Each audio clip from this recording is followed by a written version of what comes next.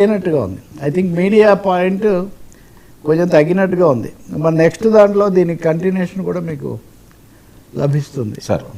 Sir Modi compliments TDP YCP double happy, BJP సొంత game అంటూ జరుగుతున్న ప్రచారం. ఇది రాజకీయంగా ముఖ్యమైనది. ఇప్పుడు వైసీపీ వాళ్ళు అమిత ఆనందం మొదలడానికి ఒక కారణం, ప్రధాని మోదీ నిన్న మొదటిసారి, అంటే ఆయన పరిస్థితి కూడా చూడండి, గుజరాత్ ముఖ్యమంత్రిగా ఉన్నప్పుడు కానీ 11 ఏళ్ళుగా ప్రధానమంత్రి అయినప్పుడు కానీ ఎన్నడూ లేని విధంగా ఆయన ఎంపీలందరికీ డిన్నర్ ఇచ్చాడు.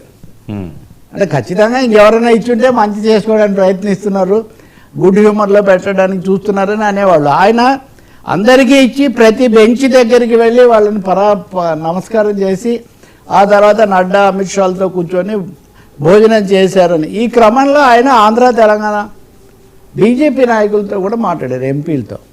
ఆంధ్రప్రదేశ్లో టీడీపీతో పొత్తు పెట్టుకోవడం మంచిదైంది, పరిస్థితి బాగుంది, ప్రభుత్వం బాగా పనిచేస్తుంది.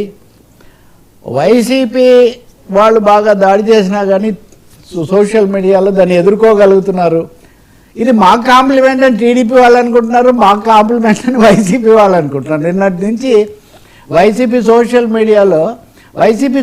మీడియా చాలా బాగా పనిచేస్తుందని మోదీ గారు మెచ్చుకున్నారు అని వాళ్ళు చాలా సంతోషంగా వాళ్ళు చెప్తుంటే, టీడీపీతో వెళ్ళడం బాగుంది, టీడీపీతో వెళ్ళడం వల్ల మేలు జరిగింది అని మోదీ. అంటే మోదీ రాజకీయం ఇక్కడే తెలుస్తుంది. అంటే ఎవరికి కావాల్సింది తీర్థానికి తీర్థం, ప్రసాదానికి ప్రసాదం, లేదా రామాస్వస్తి రావణస్వస్తి అన్నట్టుగా ఇద్దరికి చెప్పినటువంటి ఒక ప్రక్రియ. ఈ సమయంలోనే ఆయన తెలంగాణ బీజేపీ మీద కూడా మాట్లాడారు మోదీ. కాబట్టి ఆయన తెలంగాణ వాళ్ళు అసలు మీరు ఎప్పుడు కొట్లాడుకుంటూనే ఉంటారా? 8 మంది ఎంపీలు 8 మంది ఎమ్మెల్యేలు ఉంటే కూడా నిలదీయలేరు. ఆ సోషల్ మీడియాని మీరు అసలు వాడుకోరు. అసదుద్దీన్ ఓవైసీకి వచ్చినంత పబ్లిసిటీ కూడా మీకు రావట్లేదే అని ఆయన చాలా కోపంగా మాట్లాడుతూ ఆ సమయంలో కూడా ఆంధ్రప్రదేశ్ పరిస్థితిని కొంచెం ప్రస్తావించారు అని.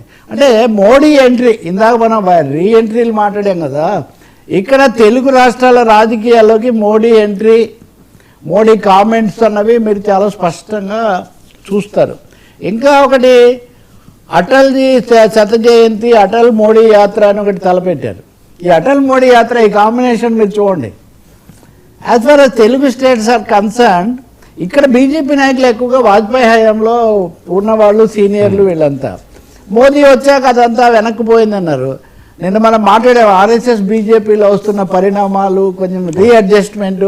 సో ఈ క్రమంలో మోదీ అటల్ యాత్ర అని పెడితే దాన్ని మన హైపర్ సత్యకుమార్ గారు తన సొంత హిందూ నియోజకవర్గంలో ధర్మవరం ప్రారంభించారు. ఆ ప్రారంభించిన దాన్ని మధ్యప్రదేశ్ ముఖ్యమంత్రి వచ్చారు. మధ్యప్రదేశ్ ముఖ్యమంత్రి చాలా బాగా చెప్పేసి, ఇంకా దూసిపోతుంది, కేంద్రం సహాయంతో రాష్ట్రం చాలా ముందుకు పోతుంది, బాగుందని ఆయన అన్నారు. మరోవైపున మాధవ్ బీజేపీ అధ్యక్షుడు, ఆయన మళ్ళీ అటల్జీని మనం తలుచుకోవాలి, అటల్జీ స్మృతి వనం ఏర్పాటు చేస్తున్నాం, అందుకని శత జయంతి అంతా జరిపి అక్కడ మేము వనంతో ముగిస్తామని. అంటే థర్డ్ పార్టీ, మూడో శక్తి కూడా ఇప్పటివరకు జగన్, పవన్, చంద్రబాబు, లోకేష్ అంటున్న దాంట్లోకి బీజేపీ కూడా తన పద్ధతులు తానుంది. అయితే ఆయన ఇంకోటి అంటే చంద్రబాబు కూడా వస్తారన్నారు అని. కాబట్టి మోదీ అలాగే తెలుగుదేశ రాష్ట్రాల్లో నాయకులు వెనకబడుతున్నారు అన్న ఒక భావనతో వాళ్ళని కాస్త చురుకెత్తించడం. అంటే ఏ పని చంద్రబాబు నాయుడు తన పార్టీ వాళ్ళని చేస్తున్నాడో, మోదీ ఆ పార్టీ జాతీయ నాయకుడుగా ఆయన అదే చేస్తున్నారు. ఈ క్రమంలో ఇద్దరికి కొంచెం సంతృప్తి కలిగించడం.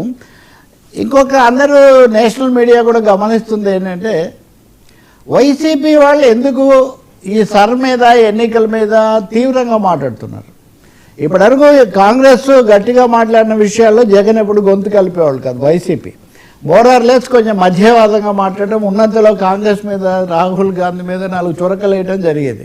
కానీ మొన్న మిథున్ రెడ్డి చాలా తీవ్ర స్థాయిలో వివాదంలో ఈసీ పద్ధతి బాగాలేదు ఇవన్నీ మాట్లాడారు. ఆయనే అనుకుంటే వైవి సుబ్బారెడ్డి కూడా మాట్లాడారు. వైవి సుబ్బారెడ్డి తనకే స్వయంగానే కొన్ని చిక్కుల్లో ఉన్న మనిషి, ఎన్నికల కమిషన్ పద్ధతి ఏం బాగాలేదు, ఓట్ల జాబితాలు వీటన్నిటిలో చాలా అవకతవకలు ఉన్నాయి, ఈవీఎంలు బాగాలేవని ఆయన కూడా. అంటే కొంచెం వైసీపీ వాళ్ళు పూర్తిగా లోబడిపోవడమే కాకుండా బీజేపీని కొంచెం పూర్తిగా టీడీపీ మీద ఆధారపడుతున్నారు. మీరు కనుక ఇదైతే మేము రెండో వైపు కూడా మేము వెళ్ళే అనే ఒక సంకేతం ఇవ్వడానికి ప్రయత్నిస్తున్నారా కూడా అలాంటి అవగాహన కూడా వస్తుంది. చూడాలి మరి రాజకీయాల్లో చాలా మలుపులు కలిగే ఒక అవకాశం ఇక్కడ కనిపిస్తుంది. సార్ పవన్పై కర్ణాటక మంత్రి ధ్వజం, జయసుధ కితాబులు ఎలా చూడాలి ఈ అంశాన్ని? నిజంగా ఇవి